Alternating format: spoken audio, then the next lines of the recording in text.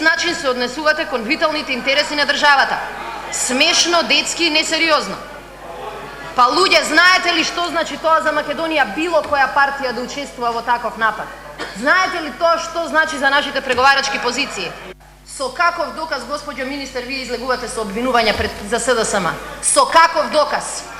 Дали можеби е доказ фактот дека СДСМ како партија нема обезбедување?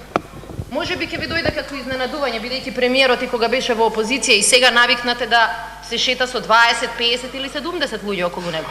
Такво обезбедување нема СДСМ. Шекеринска смета дека ВМРО ДПМН го нарушува начелото за изземање на прашањето за името во меѓупартиските пресметки. Затоа побара премиерот Груевски да ја разреши министерката Јанкуловска.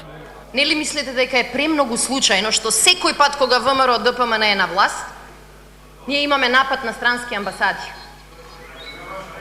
Нели сметате дека е тоа случајно? Министерството за внатрешни работи и удира нож во грб на својата држава и на нејзините интереси, тоа веќе е велепредавство.